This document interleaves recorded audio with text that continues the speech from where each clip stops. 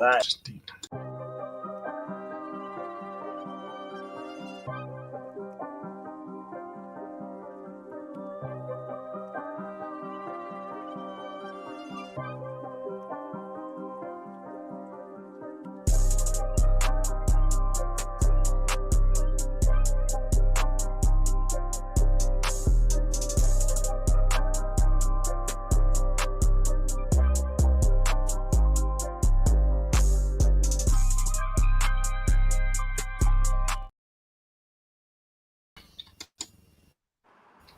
Durag Diaries! Yo, what's good, people? Welcome back. Another episode, another show. As you can see, the consistency is there. We're streaming every day right now. So no one can tell me, Jords, where the videos? The videos are every day. They're coming constantly, getting new guests, new people. And today, we got a returning guest. We got a fan. We got a member. We got one of the guys that have been here from the jump. Man Like Blacks at Hotspur Cave. It's in the name of the video. It's in the description of the chat. Make sure you do not forget to head over there. What are you saying, Blacks, man? Brother, I'm doing well, man. It's good to finally be back on the show. Obviously, thank you for having me each and every time. You know, I'm excited to talk today, man, because we got a lot to get through, man. So, yeah, I'm excited, man. They got the chat as well. Aye, we do. There's, you know, the world of Tottenham has not been quiet at all these last couple of days. Obviously, typical Spurs fashion, there's always something coming out from our players and something coming out from the board. And, you know, there's always some type of mess. There's always some type of mess and a bit of dramas. It's a better way to call it. But before we get into all of the actual Spurs talk, guys, make sure you are liking the video. That is part of just coming into the channel. When you check into the video, we just need you to tap the like button. It don't cost you a thing. It don't take a second. Literally, just tap the like button. Make sure, as well as that, subscribing to the channel, hitting that post notification bell, so when we go live like this, you're up to date and you know when we're coming out. But straight into it, Blacks. I know you was watching the show yesterday. I don't know if you caught all of it. You caught some of it. But I want to ask your opinion, because obviously that was boardroom talks, one that's going to be coming back frequently. And we had a lot of different Spurs opinions on there yesterday with regards to ANGE, what's going on. And first of all, are you ANGE in or ANGE out at the moment? As of right now, I'm ANGE out until, but I want to be careful what I say here. I'm ANGE out, but if he wins something this season, then he buys himself more time. But at the moment, I'm currently ANGE out, yeah. Okay. That's the easiest way to put it. I think for anyone who watch, any Spurs fan, let's be real, any manager that brings some silverware here, you can't say anything to them. No one could be, get this manager out of my club. You know, one day Ramos, we weren't really happy with him when he was here. But at the end of the day, he brought a trophy. And that was always going to buy you time. So for ANGE, it'll be the exact same thing, depending on the trophy, depending on the amount of time it buys for him in certain fans' eyes, views. But taking it again a step back, what were your thoughts on the Chelsea game? We obviously spoken on this briefly, and I've watched you on Northside. If you guys go over to the Northside channel, you'll see a big rant from Blacks, man. He weren't holding back. And I know the Arsenal fans are loving it. I saw Lee's face, Northside. They were like, this is what we need to hear from Tottenham fans. They were loving it. But what was your thoughts on the game, man? Because I know there's a lot sort of hanging on. Is this ANGE? Is this players? Where do you leave it? Well, first of all, I think, look, yeah, at 2-0 up, I don't think any of us felt comfortable. Like, I don't think any of us felt like, yo, we're 2-0 up, we're going to win this game. Just because I feel like this is a common thing in the big games. We start really well. We start really fast. The first 10 to 20 minutes is so fast-paced, and then it's almost like the pressure of the occasion gets to the players. And then they start to look at the clock, and you know what I'm saying? So yeah, I think the first half, we're quite lucky to go in with that lead, especially towards the end. Chelsea started to get into the flow of things. Mm-hmm. But then that second half, it felt like everything just fell apart, man. Like, I don't know what to put it down to. Is it the tactics? I mean, we know some of these players aren't good enough. Like, we know that. That's not anything new. But like I just wasn't expecting. I wasn't expecting it to turn around so quick. Them two individual errors, I think it really cost us, man. Yeah, that's the thing with those individual errors. They're always going to cost you, especially when they're penalties, when they're given away so poorly, like the way that they was. You're always going to look at it and you're going to be like, look, we have to be honest here, guys. The players lost us the game. The manager can always do adjustments, but when you make two mistakes leading to goal, it's hard to look anywhere but the players. Just sort of like Enzo. Enzo in that first half wasn't going to look at the team and say we didn't play good or it was poor because they conceded 2 goals. It's simple. You look at where the goals are conceded, 2 errors, it's easily rectified. Big up to Mali Talks. Man was in the chat way before we even started. Arsenal fans here, but he's been a real one as well. Arteta out, Inzaghi in. I've been seeing this one a bit too often, a bit too frequently recently. Yeah, Arteta out, Inzaghi in. These man they weren't on the Inzaghi hype until they played against Inter Milan, and they were like, rah. This is what a real team is on. This is what a real coach is about. A guy that didn't really have ballers, man, dropped his players and still managed to get a performance out. That's what you call a real manager. Obviously, I'm not going to compare him to my manager. Let's keep on Arteta talk and Inzaghi talk for that one. But Inzaghi's definitely a top manager. So I understand why Arsenal fans want him. Rich, can we win a trophy when we lose, draw, win, lose, draw, lose? I suppose that's one thing that we're yet to see. We want to see if Ange can prove that to us. We want to see if the team can get over the line. We've got some good opportunities to do that. Tomorrow presents one of those first ones with Europa League. We already know, if you guys know, if you've been watching the channel, you know that's my trophy. I'm saying it's ours to lose this year. So that Europa League big win. Make sure you look out for the preview. It will be out tomorrow morning.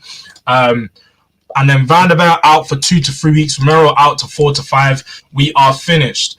Is that Van der Ven news confirmed? I've been at work all day, so I actually haven't seen anything about it. I know he wasn't on the plane or on the trip to Rangers, but have you seen anything about the Van der Ven being confirmed? I've been at work all day as well, man. I tried checking on the Twitter and that, but I knew he was out for a while. I knew it was bad, but I didn't know it was 2 to 3 weeks. So, I mean, again, 2 to 3 weeks is more like 4 to 5 because, you know, you don't want to rush these players back when they're not fully fit because this is what happens, man. So, yeah. And with the Romero news, I mean, wait, I thought he was closer to being fit than Mickey, but boy. Romero's injury was a separate injury, so he picked up a new injury in the game. It wasn't the same one. Yeah, so his injury was with the foot. He had a foot injury. I think it was something to do with like a broken foot or broken ligament or something like that. And then he went to play Argentina thinking he can, you know, push through it. And then within 30 minutes of Argentina, he realized he couldn't play. So that sort of made his injury worse as it is. But the Van der Ven one's interesting. I suppose... What's your thoughts on that then? Because I'm looking at it now. I've just done the research. Paul O'Keefe's come out and waiting to confirm a definite timeline. But hearing a reoccurrence of injury and maybe a 2 to 3 weeks. What's your thoughts on that then? Because I can't lie. I've defended Ange for making the choice of playing these players and playing them through the potential injury and taking that risk. But now both of the risks are backfired. Ultimately, I can't say anything to defend him for that. It's just the facts are both of the risks are backfired. How do you judge that? And do you think that goes to represent Ange as a manager? And do you condemn him for playing both of them?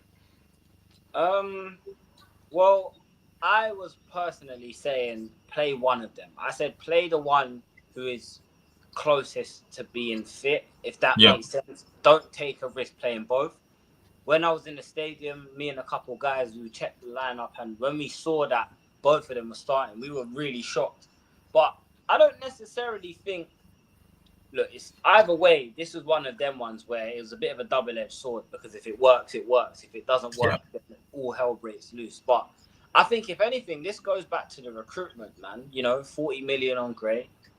Yeah. That could have been used to bring in 2 decent centre-backs. Like maybe not world-class, but 2 good quality backup centre-backs. Sending players like Ashley Phillips out on loan. You know, he's doing quite well out on loan.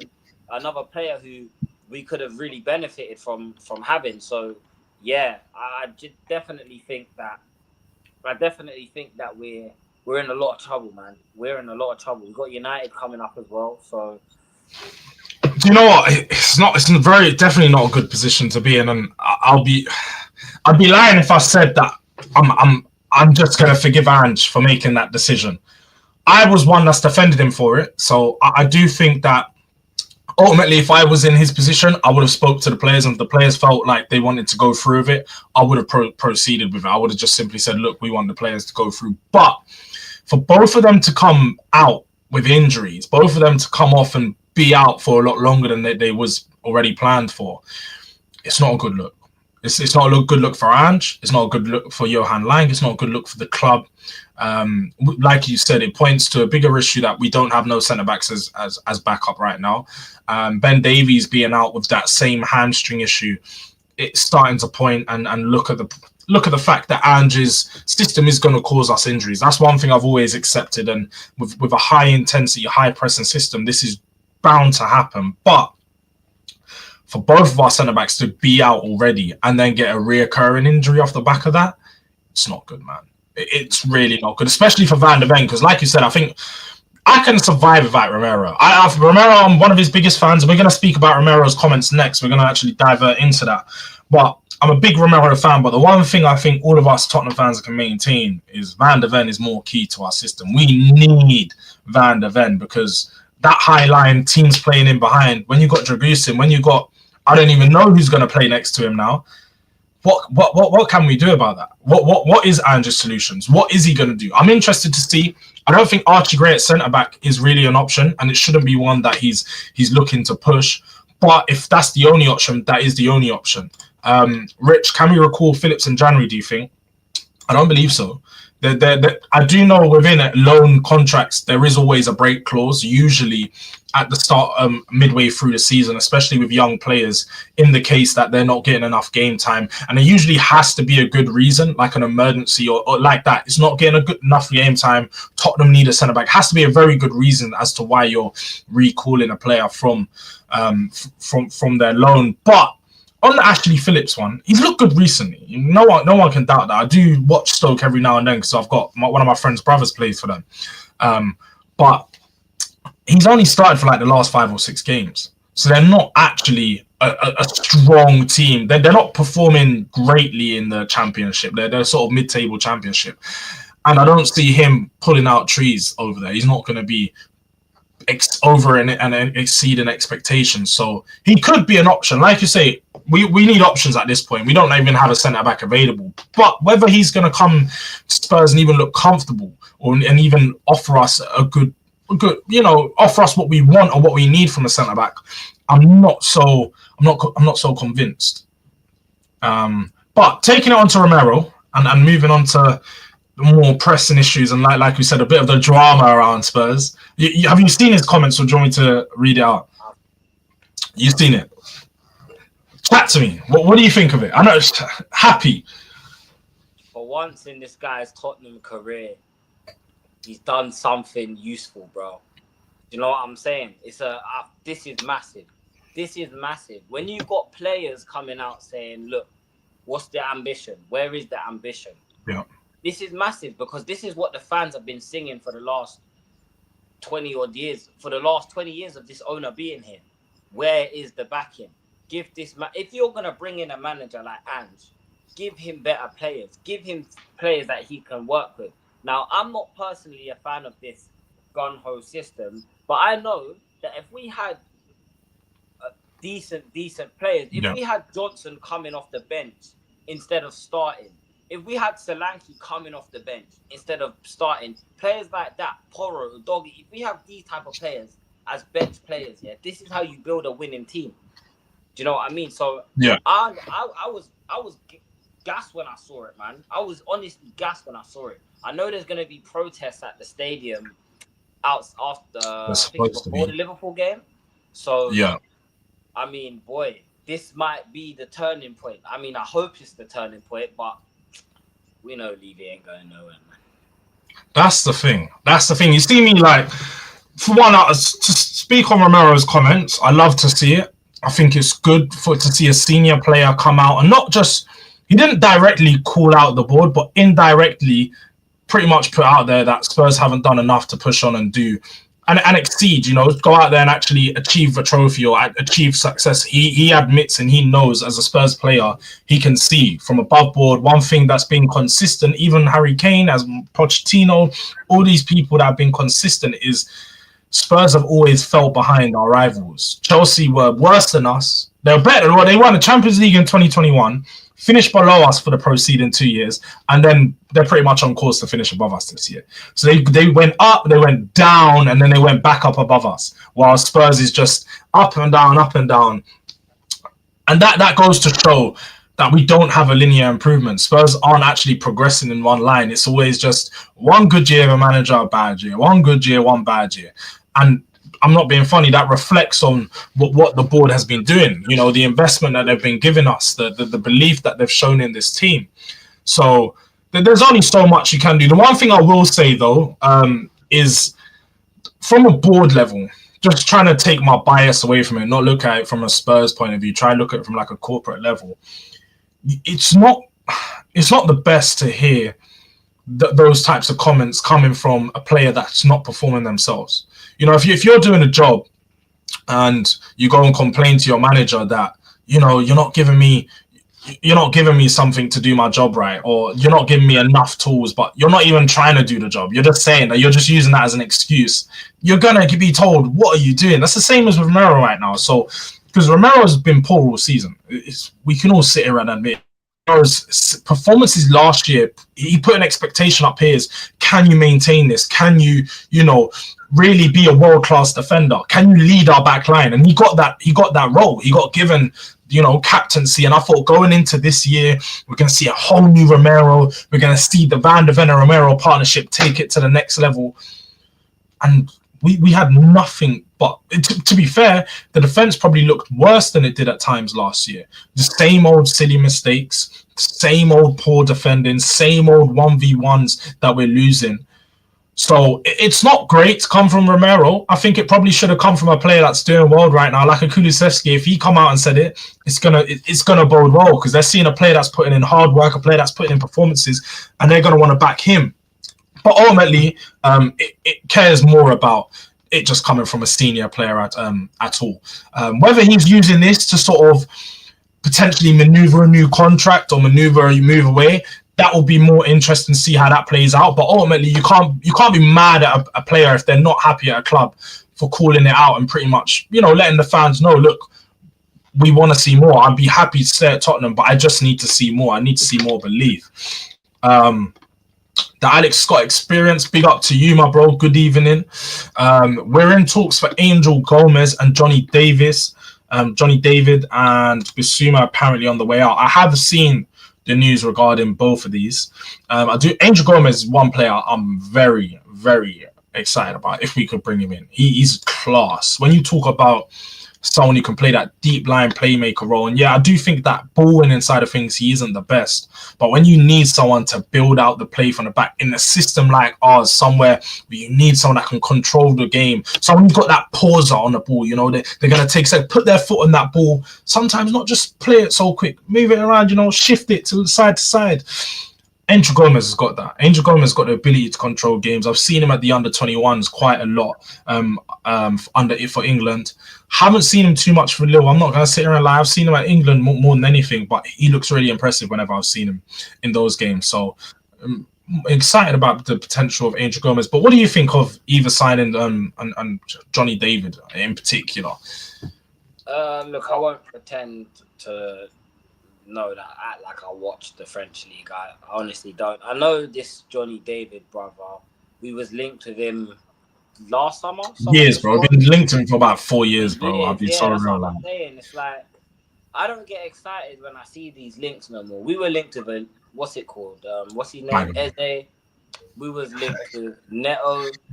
We were linked with Bastoni. Remember the Bastoni? Oh, bro, the Bastoni sub almost killed, man. It almost killed me, bro. And we never bring them in. So it's one of them ones. I'm waiting to see what we do in January. I think that first week of the transfer window is so key, because that's really going to show what the club's ambition is. Yeah. If we wait until deadline day and we bring in some free agent from Brazil My head's gonna. Do you know what? I wish we brought in some players from Brazil. You know, I need some Joga Benito at our club. I need some 1v1, some guys with the salsa. You know, I want to see my players on the side of the pitch doing some moves. You know, celebrating. But we got fucking Brennan Johnson, blood. That's what we got. Brennan Johnson and Timo Werner. I wouldn't mind some free agents from Brazil. I can't even lie. But no, your point.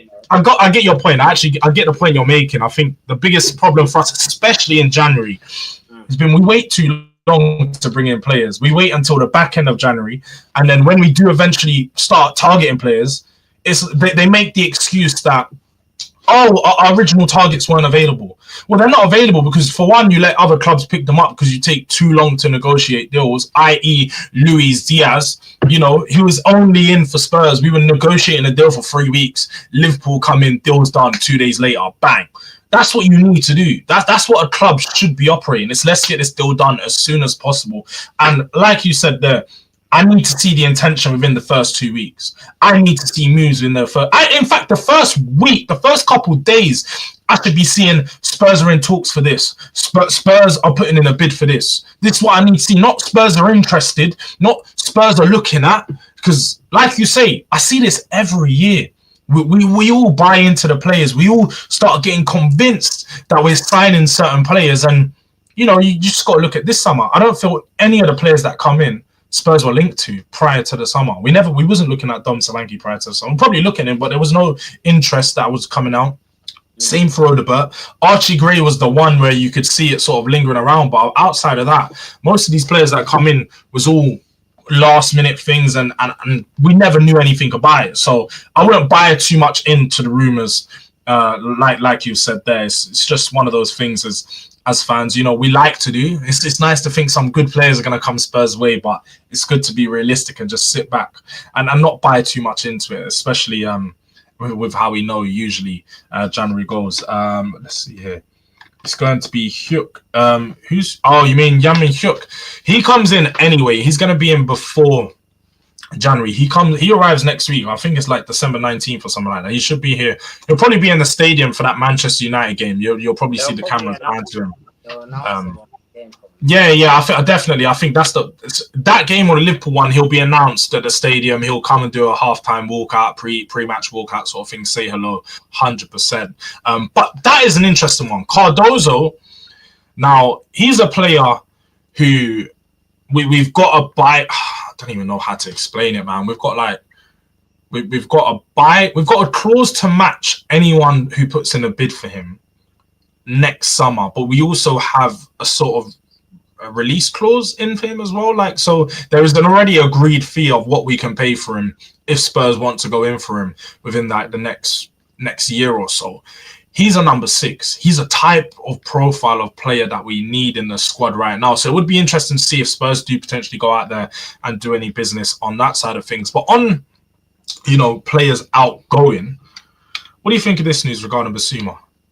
Everyone knows my thoughts on Basuma. I've lost my head on him far too many times. But what do you think of him as a player? I think he was the player that could have been. He's the player that could have been, man. Another player that had all the potential in the world and come into Tottenham and just completely flopped. I mean, he was all right in that first 10 games. Do you know what I'm saying? He looked good in the United game. A couple other games he looked good, but I think he's covered up. A lot of his mistakes get covered up because Sarr does so much running. And for me, I'd say cash in on him in the summer. Get 30, 35 million for him in the summer and call it. Do you know, I doubt we're even going to get that much, man. No, exactly. That's what I'm saying. Like, we bought him for 25 and he's looked worse at Tottenham than he did at Brighton. So yeah. It's probably going to go for about 15, 20 if we're lucky. But no, you are right. I do know we've got 18 months left on his deal. Surprisingly, when we did sign him, I think we only signed him on a 4-year contract. And he's going to be on his last year in the summer. So from that point, I think it's pretty much all but done. We should be letting go of Basuma. He's not been good enough for us. And whenever we have relied on him to potentially give good performance, he never turns up. He only looks good when, again, the pressure's off in the typical Spurs way. the pressure's off, and he's going to turn up and, you know, against a small club, going to give you a big performance, maybe score a banger like he did at the start of the year. But outside of that, he's just not consistent enough on the pitch. Can I just say as well, he's everything that Tottenham fans said Conor Gallagher would be. He's everything that Tottenham fans said Gallagher would be in terms of rash, poor decision making, giving away dumb fouls, dumb penalties, dumb free kicks. You know what I'm saying? Giving away possession. I don't know if you saw that City game. There was a few times where he passed Haaland through on goal. Right? And this is a consistent thing with him. So I say the sooner we get rid of him, the better. I think Bentancur's more reliable. He's more reliable. He's less likely. 100%. There's no doubt about that.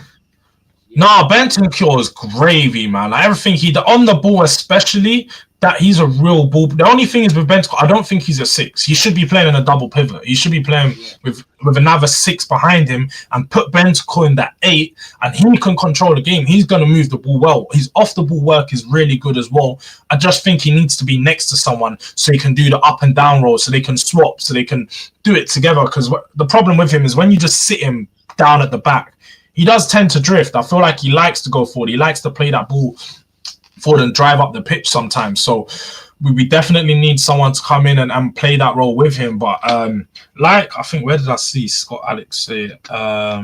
That's it, Alex. Like, we need to build up competition where we have 2 players in each position really battling for those roles. Because right now we have far too many guaranteed starters. And then outside of that, you have players who are levels below them that we're just forced to use, especially playing as many fixtures as we are right now, because we've got so many games coming up. I think over the next 18 days, we've got about 6 or 7 matches. I think all the way up to like the first, the next 3 weeks in particular, I think we've got 7 games.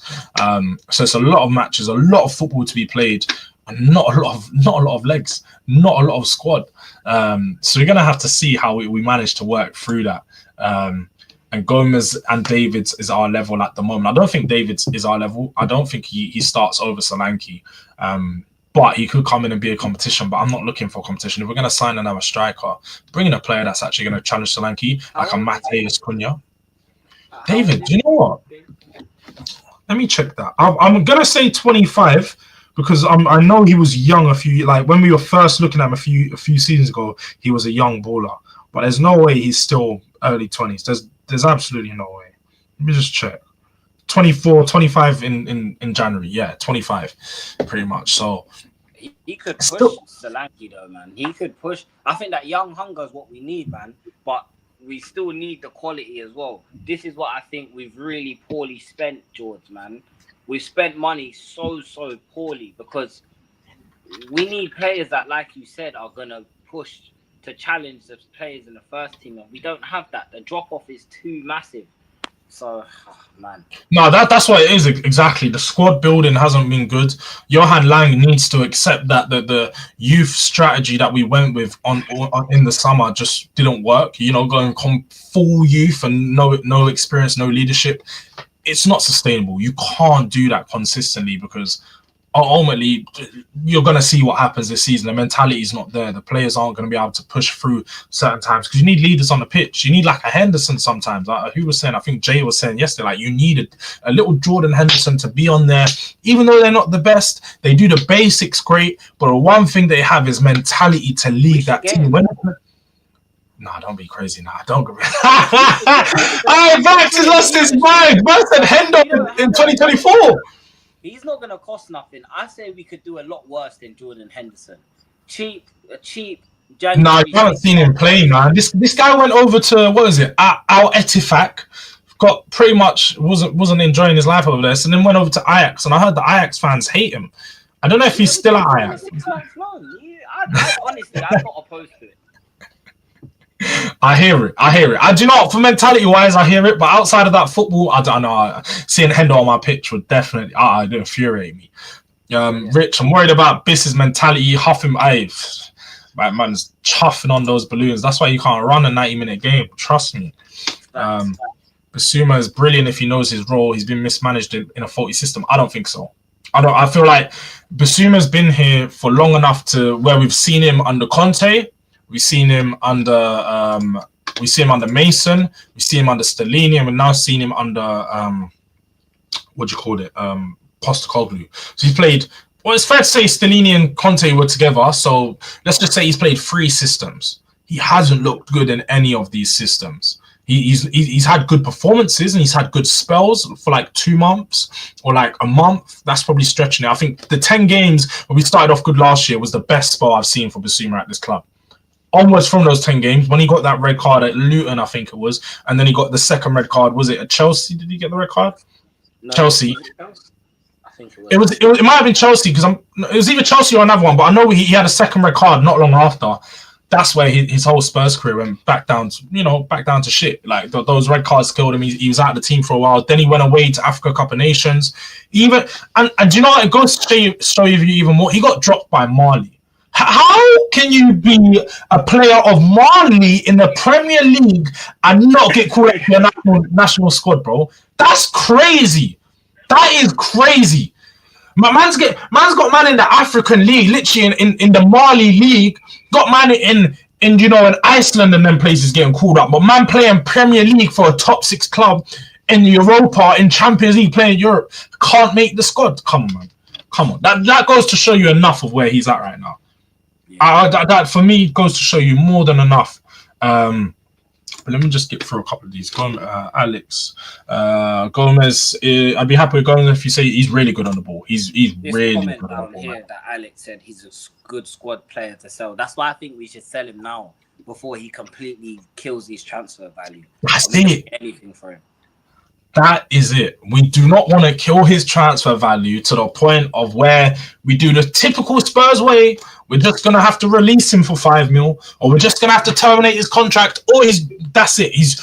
We don't get no money for him. Like we've seen with Lo Celso, who we bought for 40 million, and he's going to Real Betis on we've got 2-3 millions on loans, and we're going to sell him for 6 million.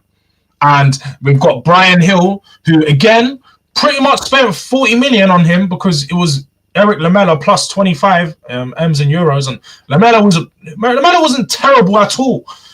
So that's another player, and he went for free with bonuses that could potentially add up to 10 mil. So that just goes to show you how poor our selling has been. We've got to make sure we start taking advantage of players when we know that they haven't got a future here in the first team. Sell them whilst the value is higher.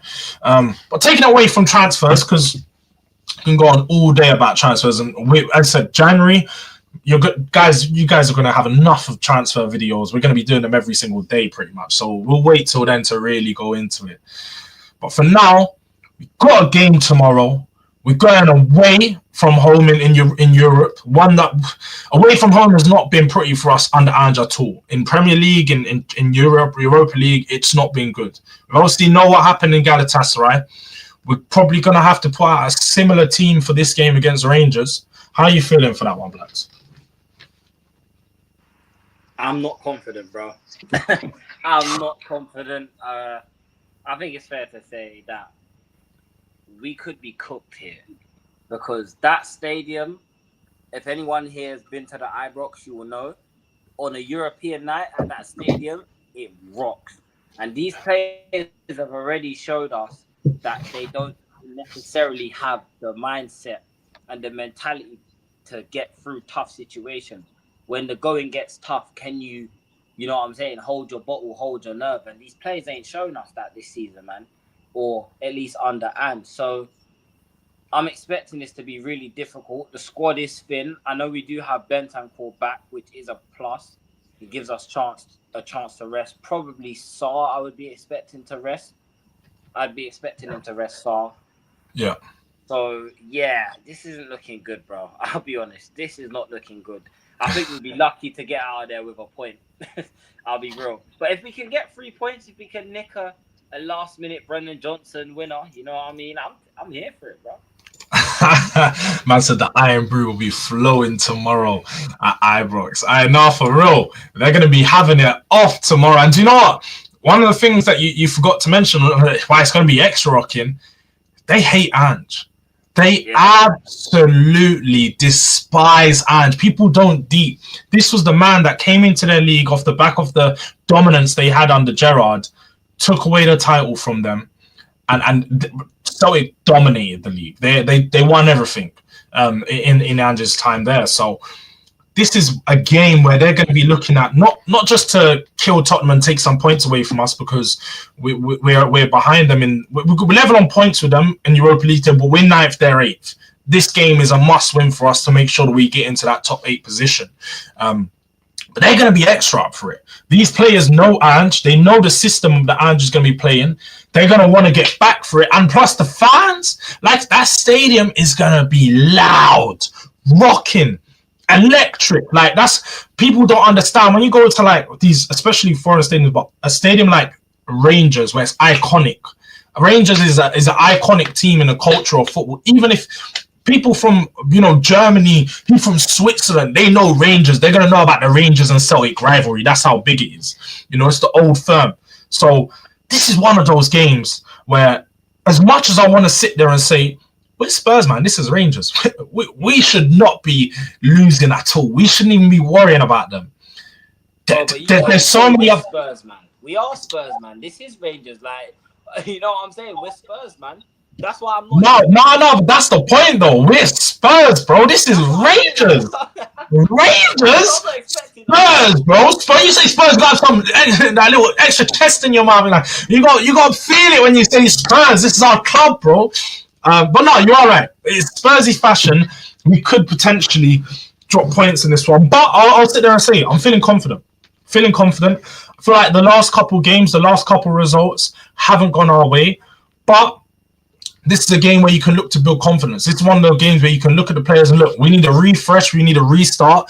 Let's forget about the past. Let's forget about the last couple games. Let's go into this one with a fresh start, fresh week. We've got to put in a performance. We're away from home. It's at the IBROX. We can definitely build some confidence, not just for the team, but for the fans. Get them off Ange's back a bit, especially after the way the fans have been treating Ange as of recently. The players need to show up for him. The players need to show that. What on DG? DG's trying to throw me off. He's out here. Come on, Rangers. No, stay humble. Jords, you're taking. Rangers bigger dogs than Spuds. What do you? Man, they were running off agendas. You wish they're bigger than us, bro. You wish they're bigger than us. Raw confidence builder, bro. This is a confidence builder. DG, you know me. I talk a chest. Whenever I say things about my club, like Deji says, my club, I say it with my chest. And one thing I'm gonna say is, we're winning tomorrow. I'm not worried about the threat of Rangers too much to think that we shouldn't be going there and doing our job. Although we are going to miss on our centre backs, and there's definitely some questions with regards to who's going to come in that back line. I think that we can do the job. Dragusin's going to come in. Not that I'm a big fan of his. Let's try to guess that lineup. Let's actually talk about it. What do you think the lineup's going to be? I think with the players we've got available, there is no Johnson. I just off the back of you saying Johnson, I just remembered apparently Johnson didn't travel on the plane. There's been no confirmed out, but just on the when the Spurs upload the videos and stuff, people have been pointing out he wasn't in the. Why for big guys trying to catch up. But what are you saying for the team news? What do you think? What do you think that back line is going to look like? Because that's the most interesting one, I suppose. Bro, I said this at the start of the season, yeah. Free Jed Spence, man. Free my brother Jed Spence. I don't know what this guy did.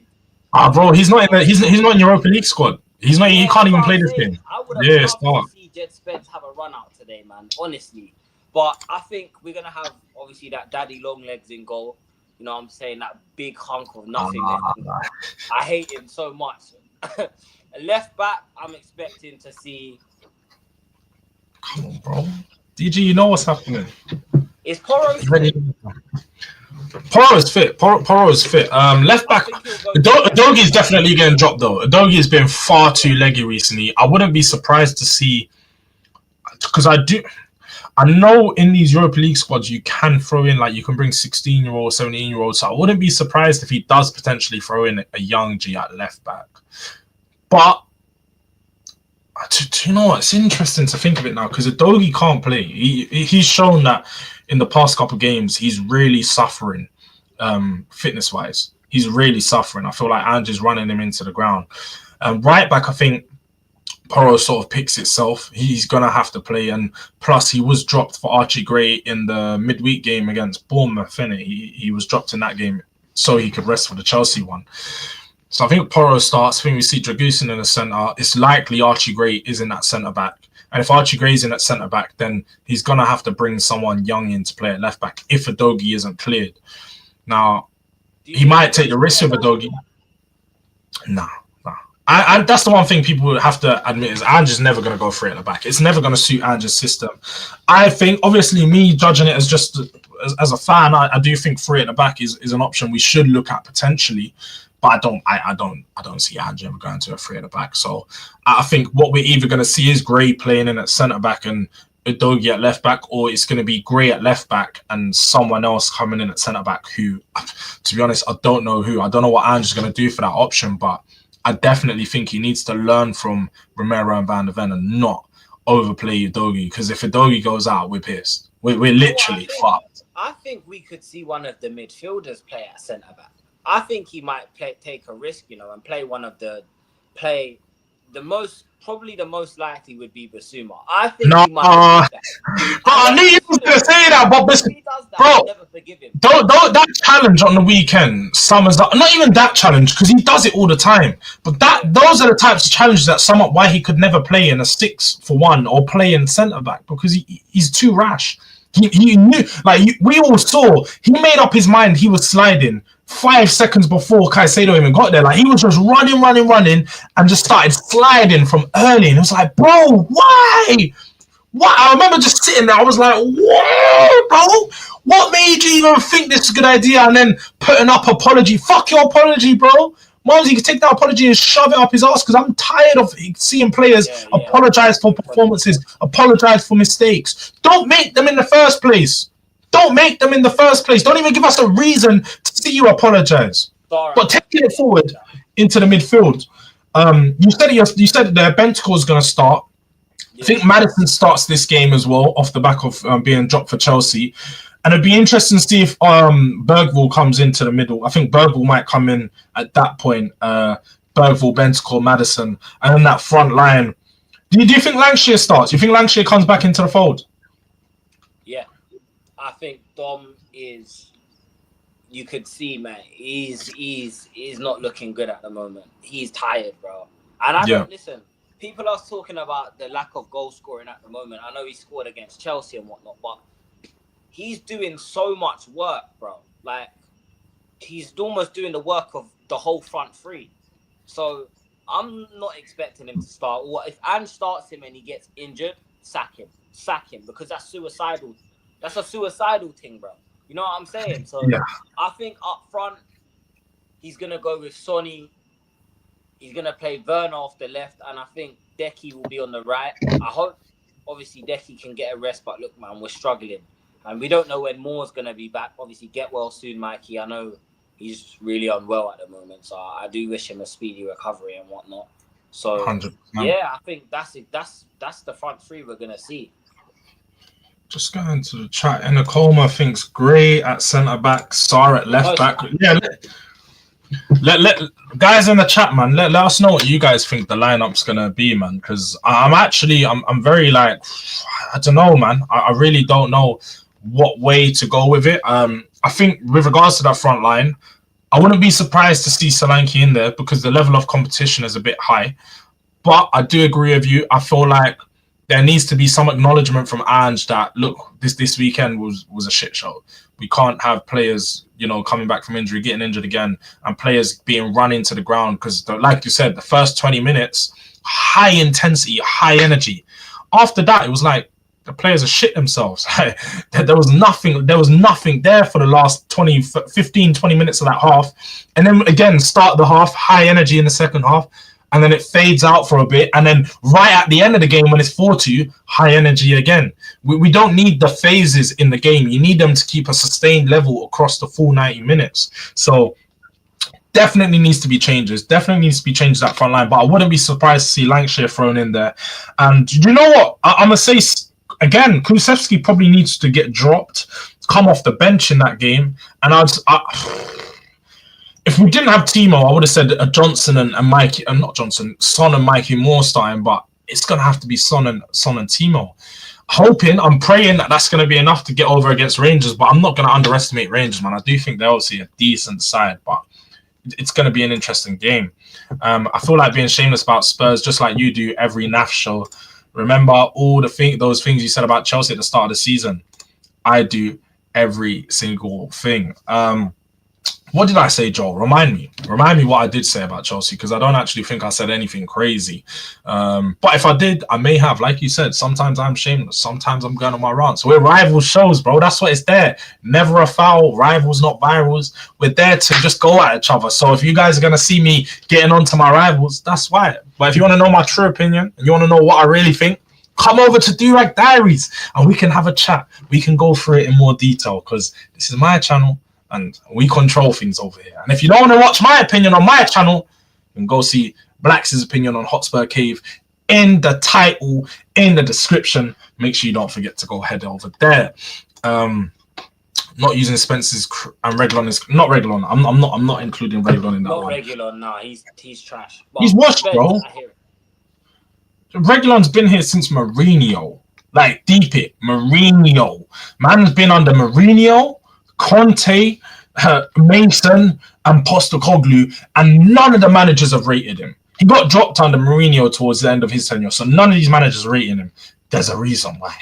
Spurs fans need to stop doing this when they get mad when you see certain fringe players not in and around the squad. Why are these guys not playing? You know, I used to do this for Tanguy and Ndombele, one of my favorite. You know what? He's going to go down as one of my favorite all-time players for Spurs, just because he used to bring me them sparks of energy and life. But I could never sit here and be mad and sit here and think, why didn't it work out at Spurs? The guy loved McDonald's too much, bro. Man was going KFC drive-through after Spurs training. That's why it never worked out for him. He was loving the burgers and Luke Shaw settings. Man, I'm just putting on weight and not trying to run it off, not trying to be, energetic for the team. So ultimately, you can't be mad that it don't work out. And has trust issues with Archie when he's a big fix for a lot of your problems if you trust him. It'd be interesting to see. I want to see him in that central midfield role to see if he can actually, take us to a next level in there, or if he can contribute. Because, like you said, Ange clearly doesn't trust him.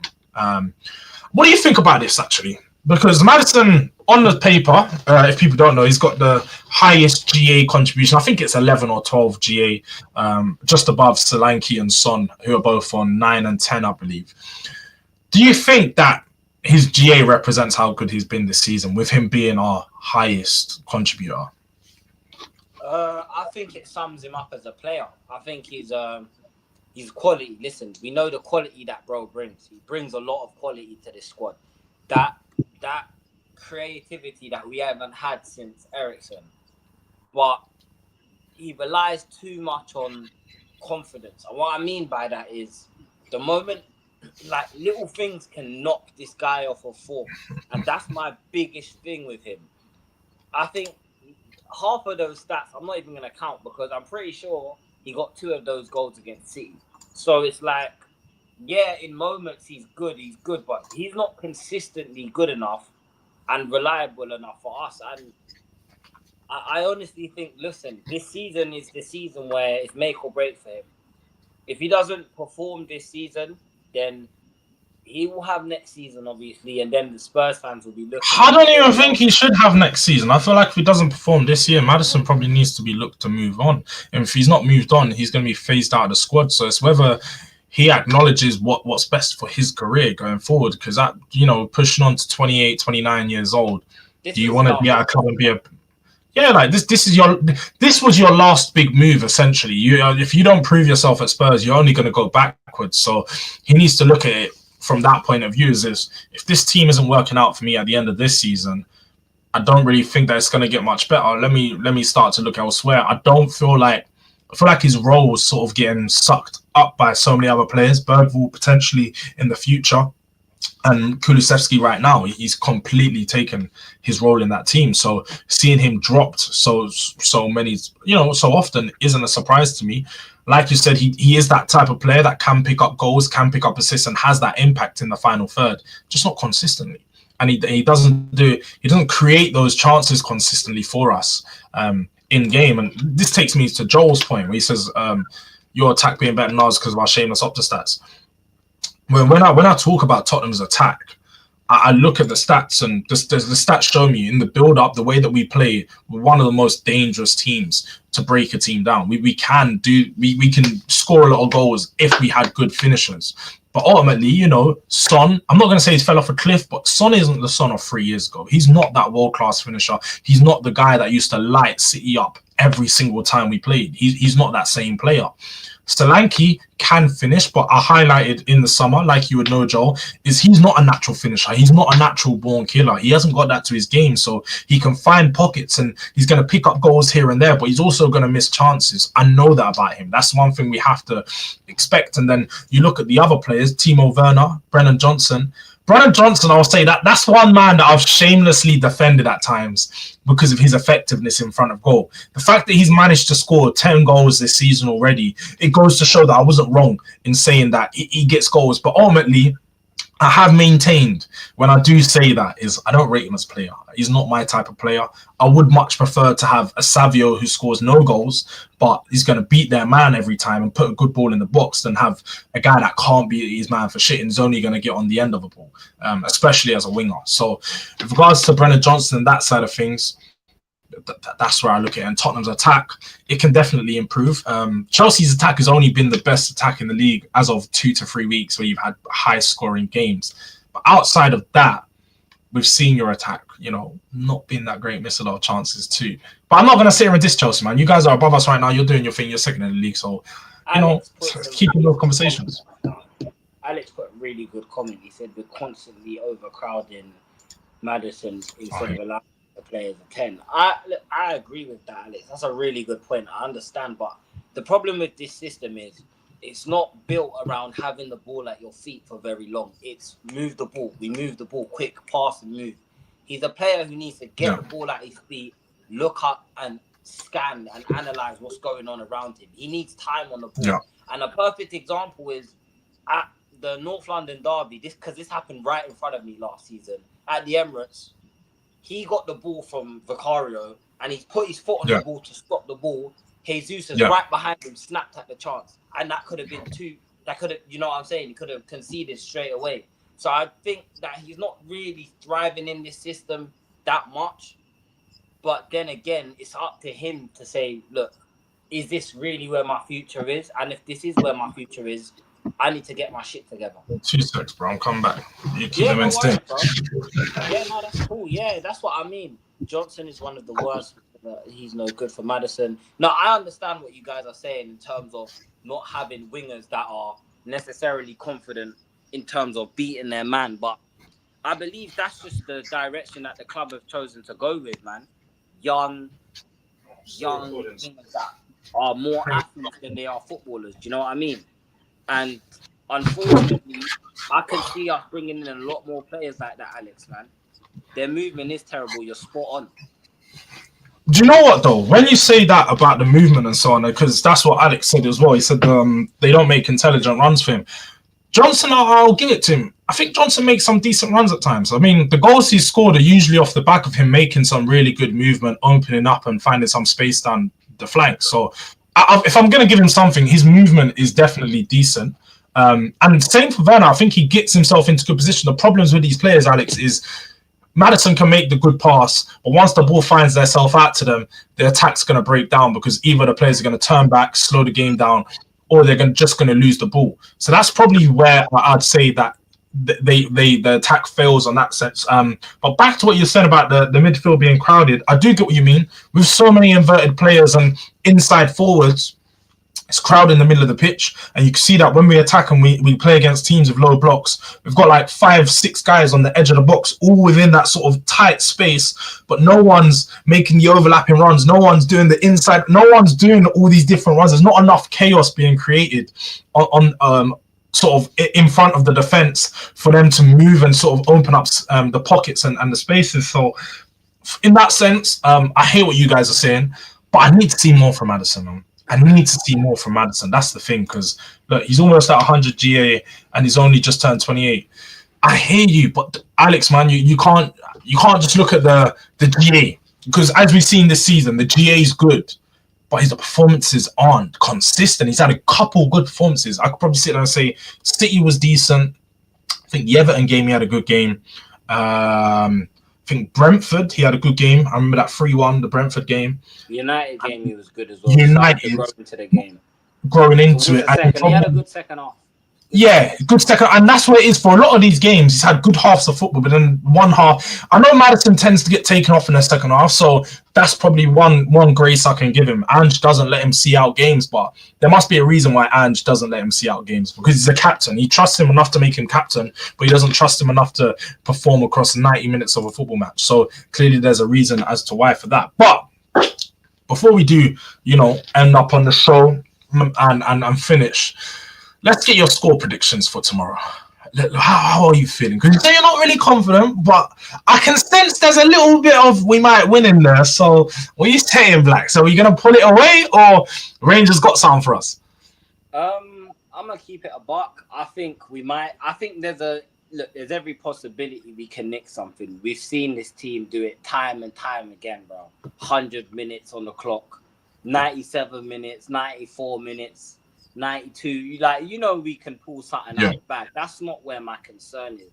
My concern is if we concede early, are the heads gonna drop, and is everything gonna collapse from there? So I'm gonna go with a 1-1. I think we don't have enough quality to get us over the line. However, I do think these players know that. Look, pressure's mounting on Ange, whether it's from the board or from the fans. These players know that pressure is mounting on this manager, and they're not going to want to let him down tomorrow. So yeah, I'm going to go for a 1-1. All right. No, it's a good explanation. I think it's a very fair point you make, and 1-1 is not a bad scoreline. Me, I'm confident. I'm feeling nice, as I do, as a typical way. You know me, I'm one of them guys. Every game week is a new game week. It's a new day for me, so I forget about the Chelsea game. Not even trying to worry about it. I'm focused on Rangers, and I'm like, let's breathe some confidence, some life into this. I think we're going to walk away with something. I don't think it's going to be convincing. I don't think it's going to be pretty, but I think we're going to get a win. And getting a win away at the IBROX is more important than anything. So I'm going to go for 2-1. I think it's going to be tight. I think we go 2-0 up. Rangers pull it back and make it very tight at the end of the game for us. If they pull it back to 2-2, let me just say I wouldn't be surprised. But ultimately, I've got Spurs. I've got Spurs to walk away with something here. And I'm going to be doing my full match preview. This has sort of been a match preview in some sense for everyone that's been watching live. But I'll be releasing my actual match preview video tomorrow morning. So make sure you guys are there for that video. Make sure you got the post notification bell slapped on for when the video comes out. Make sure you slap the like button if you haven't already on this video. Don't know what likes are on, but as long as everyone in here has liked the video and showed some love, that is all that matters. Big up to everyone that has been tuned in, especially the Alex Scott experience, interacting with us, keeping the chat going. Big up to you, my bro. Let me know your prediction for this game. Definitely speaking some serious ball in here. Rich, he thinks we're getting bad. 3-0, 3-1. 3-1, Rich. Do you know what? I'd love for you to breathe some confidence into this team like me, but unfortunate. Subbed up though, man. Big up to you. New subscriber in the building. Joe, big up to Joe for being inside. Big up to Inacoma. Big up to DG every single time. That's the brother. Arsenal fan, so for some reason, we've got a good community of Arsenal fans that we chat to, but DG's one of the real ones, yeah? So make sure you guys go over there to subscribe to him as well. And I want to just see this. Go direct to pay homage. Fuck off, man. Fuck off. Fuck off. This is Gold Durag because we're winning something. As I told you guys, this Durag is going to be flashing out everywhere. When you see this at Tottenham Hotspur Stadium on the parade, just everyone throwing it around, you already know that Durag Diaries has been there. But big up to everyone inside. Big up for tuning in. It's been another good video 3-1 from Inakoma. And last comment, like the African Bombata look from the late 70s breakdance scene. Come on, man. You must be, man said late 70s, you know. How high? I don't know about them things, man. Nowhere near them. Nowhere near. Nowhere near. But big up to you for being inside, and big up to Blacks for tuning in and giving us some knowledge today. Make sure you guys head over to the Hotspur Cave. I can't say it again anymore. It's in the description. It's in the title. You can't miss it. He's releasing content daily, and if he isn't, I'm on to him to make sure he is. So make sure you guys head over there, man. Big up every